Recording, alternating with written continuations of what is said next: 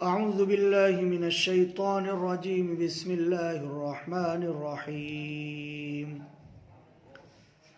والشمس وضحاها والقمر إذا تلاها والنهار إذا جلاها والليل إذا يغشاها والسماء وما بناها والأرض وما طحاها ونفس وما سواها فألهمها فجورها وتقواها قد أفلح من زكاها وقد خاب من دساها كذبت ثمود بطغواها إذ انبعث أشقاها فقال لهم رسول الله ناقة الله وسقياها فكذبوه فعقروها فدمدم عليهم ربهم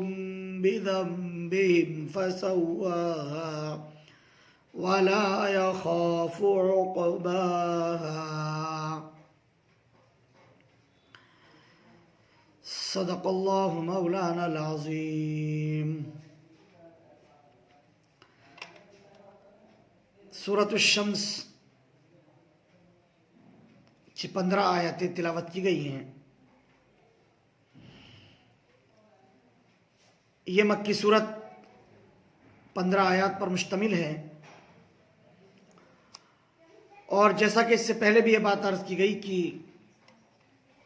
یہ سورہ پاک قرآن کریم کے ان مقامات میں سے ہے جن میں اللہ سبحانہ و تعالیٰ نے اپنی گفتگو کا آغاز قسم سے کیا ہے، اور خاص طور پر یہاں 4 صورتیں تسلسل کے ساتھ جو اب ہمارے مطالعے میں آئیں گے انشاءاللہ، ان 4 صورتوں میں سے ہر ایک صورت کو قسموں سے شروع کیا گیا ہے. ان کا آغاز قسم سے ہے اور جواب قسم سے ہے. جو بات کہی گئی ہے اس میں اللہ رب العالمین نے قسمیں کھا کر بات ارشاد فرمائی ہے. اس سورہ پاک کے اندر تسلسل کے ساتھ 8 چیزیں اللہ پاک نے ذکر فرمائی جن کی قسم کھائی ہے، اور خاص بات یہ ہے کہ ان میں سے ہر ایک چیز جوڑے جوڑے کے طور پر پیش کی گئی ہے کہ انسان بھی عام طور سے محاورتاً یا گفتگو کے دوران بولتا ہے دن اور رات، روشنی اور تاریکی، جنت اور جہنم. اس طرح سے انسان کا بھی مزاج ہے، گفتگو اسی طرح سے کرتا ہے. اللہ پاک نے یہاں پر جن چیزوں کی قسمیں کھائی ہیں ان میں جوڑے جوڑے اللہ پاک نے بھی ذکر فرمائے ہیں. ان کا اندازہ ہوتا ہے ترجمے سے اور اس کی تشریح سے جو بات انشاءاللہ سامنے آئے گی. تو 8 چیزوں کی قسم کھا کر اللہ پاک نے جو جملہ فرمایا ہے، یعنی جس کو کہیے کہ وہ جواب قسم ہے، اس بات کو کہنے کے لیے اللہ پاک نے قسمیں اٹھائی ہیں. جو جواب قسم کا جملہ ہے وہ بڑا زبردست ہے اور انسان کی زندگی کے لیے نہایت درجہ اہمیت کا حامل، اور گویا کہ انسان کے لیے وہ بات حد فاصل کی حیثیت رکھتی ہے، اور انسان کی اخروی زندگی کی کامیابی اور ناکامی کا مدار اسی جملے پر ہے جو اللہ پاک نے اس سورہ پاک کے اندر ارشاد فرمایا ہے. اس کی کامیابی اور ناکامی، اس کی خوشبختی اور بدبختی، اس کی کامیابی اور ناکامی، تمام کی تمام چیزوں کا انحصار اس چیز پر ہے جس کو اللہ سبحانہ و تعالیٰ نے جواب قسم کے طور پر ارشاد فرمایا ہے. پھر اس کے بعد اللہ سبحانہ و تعالیٰ نے حضرت صالح علیہ السلام کی جو قوم تھی اور جو معجزہ اللہ سبحانہ و تعالیٰ کی طرف سے عطا ہوا تھا ان کی قوم کو، اس کے ساتھ بدسلوکی اور اللہ سبحانہ و تعالیٰ کے حکم کی نافرمانی کے نتیجے میں جو ان کی گرفت ہوئی ہے، جو ان کی پکڑ ہوئی ہے، اس کا اس سورہ پاک کے اندر اللہ سبحانہ و تعالیٰ نے تذکرہ فرمایا. اور آخرت کا ذکر ضمنی طور پر آیا کہ اللہ سبحانہ و تعالیٰ جب ہر چیز کو اس کے انجام تک پہنچائیں گے اور اللہ سبحانہ و تعالیٰ کی طرف سے جب فیصلہ کن گھڑی ہوگی، اس وقت انسان کو کسی طرح کی مہلت نہیں ہوگی، اور اللہ سبحانہ و تعالیٰ پھر فیصلہ کرنے میں وہ کسی کا محتاج نہیں ہے، اور اللہ سبحانہ و تعالیٰ کو کسی بھی طرح کا خوف نہیں ہے. جب اللہ سبحانہ و تعالیٰ فیصلہ فرماتا ہے تو وہ فیصلہ کن گھڑی ہوتی ہے اور اللہ سبحانہ و تعالیٰ فیصلہ کرنے میں آزاد ہے. اس کو کسی کی طرف سے کسی بھی طرح کی کوئی خوف نہیں ہے، کسی طرح کی کوئی زحمت نہیں ہے۔ یہ ایک مختصراً خلاصہ پیش کیا گیا سورۃ الشمس کا۔ بنیادی طور پر یہی مضامین سورۃ الشمس کے اندر ذکر کیے گئے ہیں، اور مطالعے میں یہ چیز آج ہمارے سامنے انشاءاللہ شامل رہے گی۔ چنانچہ اللہ پاک کا ارشاد ہے والشمس وضحاها، قسم سورج کی اور اس کے دھوپ چڑھنے کی۔ ضحا یعنی جو وقت چاشت کا ہوتا ہے ہمارے یہاں، دھوپ کچھ چڑھ جاتی ہے قدرے، یعنی سورج بلند ہو جاتا ہے کافی اور دھوپ اٹھنے لگتی ہے اور دھوپ کا احساس ہونا شروع ہو جاتا ہے کہ دھوپ بلند ہو چکی ہے۔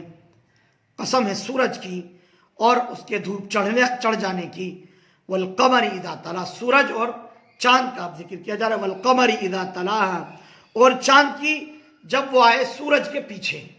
چاند کی ایک تو یہ ہے کہ سورج ختم ہوا اور پھر چاند نکلتا ہے، چاند اگتا ہے، اور ایک مشہور قول اس سلسلے میں یہ بھی ہے کہ جب چاند کی تاریخیں آدھی گزر جاتی ہیں اور چاند مکمل ہو جاتا ہے، مکمل روشن ہو جاتا ہے، وہ وقت مراد لیا گیا والقمر اذا تلاها، اور چاند کی جب کہ وہ آئے سورج کے پیچھے پیچھے، وتلاها اس کے پیچھے، یعنی سورج کے بعد چاند جب آ جائے اور وہ مکمل اپنی روشنی دینا شروع کر دے۔ والنہار اذا جلاها، اور دن کی قسم جب اس کو روشن کر لے، دن روشن ہو جائے مکمل طور پر۔ اس کی ضد، اس کا مقابل لایا جا رہا ہے واللیل اذا یغشاها، اور رات کی جب اس کو ڈھانک لے، یعنی خوب اندھیرا طاری ہو جائے اور محسوس ہو جائے کہ اب رات ہو گئی ہے، وہ وقت خاص وقت ہے، اس کی قسم اٹھائی گئی۔ یہ چوتھی آیت پاک ہوئی۔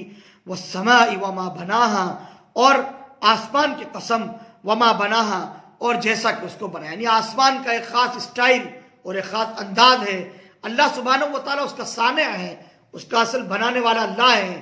تو یہ بھی مراد ہو سکتا ہے کہ آسمان کی قسم اور اس کا جو بنانے والا، جو اس کا صانع ہے، جو اس کا اصل کاریگر ہے، جس نے اس کو بنایا ہے۔ وما بناها، اور اس کو بنایا۔ والارض وما طحاها، اور زمین کی جیسا کہ اس کو پھیلایا۔ زمین کی پیدائش خود ایک عمل ہے اللہ سبحانہ و تعالیٰ کی طرف سے۔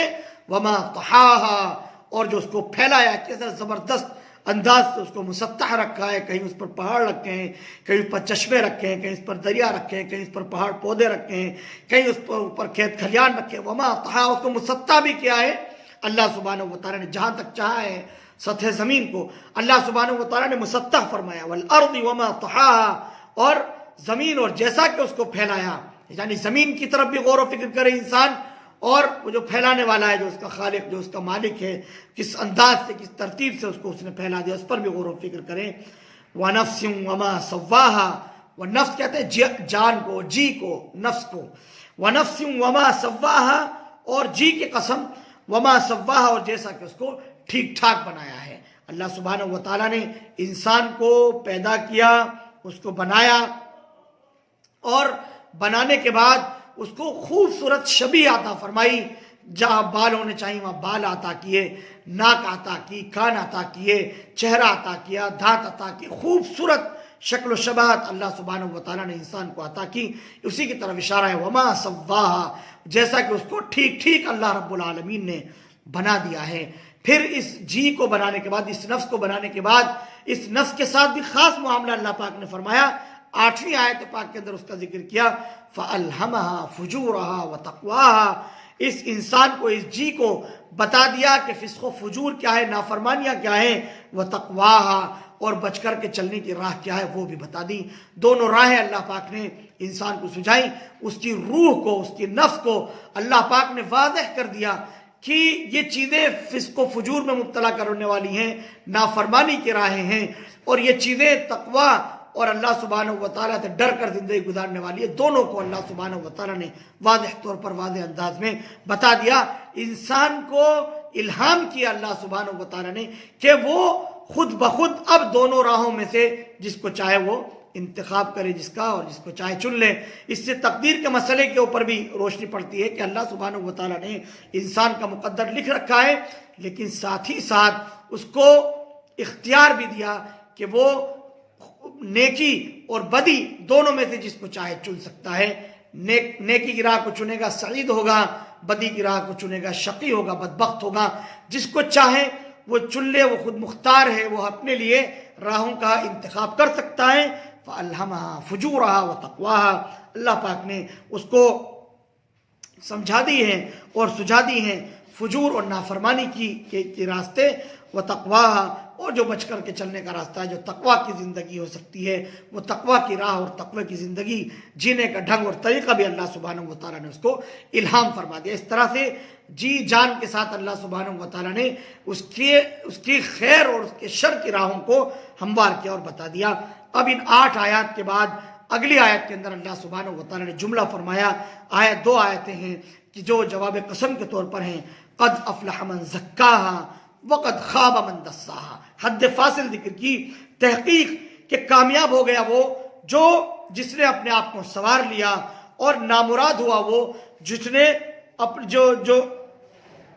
جس نے اپنے آپ کو خاک میں ملا کر کے چھوڑ دیا۔ یہ دونوں شکلیں اللہ سبحانہ و تعالیٰ نے بتائی، کامیاب ہونے والے کے بارے میں بھی بتا دیا اور ناکام اور نامراد ہونے والے کے بارے میں بتا دیا۔ قد افلح من زکاہا، جس نے تزکیہ نفس کیا، جس نے اپنے آپ کو بنا لیا، جس نے اپنے آپ کو سنوار لیا اور فجور سے بچ گیا اور تقوی پر چل گیا، وہ کامیاب ہو گیا۔ قد افلح من تزکا وذکر اسم ربہ فصلی بل تؤثرون الحیاۃ الدنیا والآخرۃ خیر وابقی، سورۃ الاعلیٰ میں یہ آیات گزر چکی ہیں۔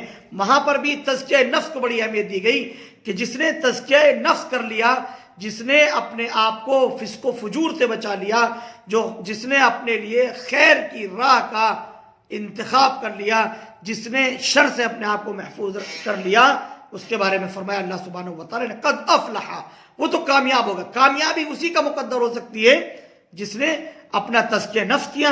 وقد خواب من دساہا، دوسری بات ارشاد فرما دی، خواب نامراد ہو گیا، خواب نامراد اور ناکام ہو گیا، من دساہا، جس نے اپنے آپ کو مٹی میں رلا اور ملا ہوا چھوڑ دیا۔ دسا اس سے پہلے بھی آ چکا، ایمسکہ علی ہون ام یدسہ فی التراب، جہاں بیٹی کو زندہ درگور کرنے کی بات تھی کہ مٹی میں اس کو ملا دے، تو گویا مٹی میں ملانا یعنی ناکام اور نامراد ہوا وہ شخص جس نے اپنے آپ کو خاک کے اندر ملا کر کے چھوڑ دیا، تزکیہ نفس نہ کیا بلکہ بدی کو اپنے لیے چن لیا، برائی کی راہ کا اس نے انتخاب کر لیا، تو یقیناً اس کو اب ناکام اور نامراد ہونے سے کوئی بچا نہیں سکتا۔ یہ جواب قسم کے سلسلے کی 2 آیات تھیں، قد افلح من زکاہا وقد خواب من دساہا۔ اس کے بعد جو اگلی آیات ہیں ان میں ایک خاص واقعے کی طرف اشارہ کرتے ہوئے گزرے سورۃ الاعراف میں، جہاں حضرت صالح علیہ السلام اور ان کی ناقہ کا تذکرہ ہے، اس میں تفصیل سے قرآن کریم نے اس واقعے کو ذکر کیا، یہاں اشارتاً ذکر کیا ہے۔ کذبت ثمود بطغواہا، جھٹلایا قوم سمود نے اپنی شرارت سے، اپنی نافرمانی، ظلم و طغیان کے نتیجے میں اللہ کی آیات کو، اللہ کے احکامات کو، تمام کو اس نے جھٹلا دیا۔ اذ انبعث اشقاہا، جب اٹھ کھڑا ہوا ان میں کا ایک بڑا بدبخت تھا جو ان میں کا اٹھا اور اس نے اللہ کی بڑی نافرمانی کی، اللہ کا بڑا حکم توڑا۔ وہ کیا تھا؟ فقال لهم رسول اللہ ناقۃ اللہ وسقیاہا، رسول اس کو پہلے ہی اپنی قوم کو باخبر کر چکے تھے اور بتا چکے تھے اونٹنی کے بارے میں کہ اللہ کی اونٹنی ہے کہ تم اس کا خیال رکھنا، وسقیاہا، اور اس کے پانی پینے کی جو باری ہے تم اس کا خیال رکھنا۔ اس اونٹنی کا اشارتاً یہاں پر ذکر کیا ہے، اور اس کے ساتھ جو زیادتی کی تھی اس قوم نے، اس کا قرآن کریم نے یہاں پر ذکر کیا۔ حضرت صالح علیہ السلام اللہ کے نبی ہیں، جب قوم نے اللہ کے نبی کو نبی تسلیم نہیں کیا بلکہ انہوں نے اپنی طرف سے ایک بات رکھی کہ معجزے کے طور پر تم ایک پہاڑ کے پیچھے سے ایک ایسی اونٹنی لا کر کے دکھاؤ جو 10 ماہ کی گیابن ہو اور وہ ہمارے سامنے بچہ جنے، تو ہم تمہاری بات کو تسلیم کر لیں گے، ہم تمہارے اوپر ایمان لے آئیں گے۔ حضرت صالح علیہ السلام نے اللہ اپنے رب کے حضور، اللہ کے حضور دعا کی کہ اللہ میری قوم ایمان لے آئے گی اگر آپ یہ معجزہ کر کے دکھا دیں۔ معجزات انبیاء علیہ السلام کی طرف سے ہوتے رہے ہیں، بہت سارے انبیاء علیہ السلام کو اللہ پاک نے معجزات عطا کیے ہیں۔ حضرت صالح علیہ السلام کی اونٹنی یہ اس قوم کے لیے معجزہ بننا تھی، چنانچہ اللہ پاک نے اپنے معجزے سے بہت دیو ہیکل، بہت بڑی اور بھاری بھرکم اونٹنی کو دو پہاڑوں کے بیچ سے اس قوم کے سامنے سے نکلتے ہوئے بھیجا. لوگوں نے اپنی آنکھوں سے ایک اونٹنی کو آتے ہوئے دیکھا کہ وہ 10 ماہ کی گابن ہے. پھر اس اونٹنی نے بچے جنے اور اس اعتبار سے اللہ سبحانہ و تعالیٰ کا جو معجزہ ہونا چاہیے تھا وہ پورا ہوا.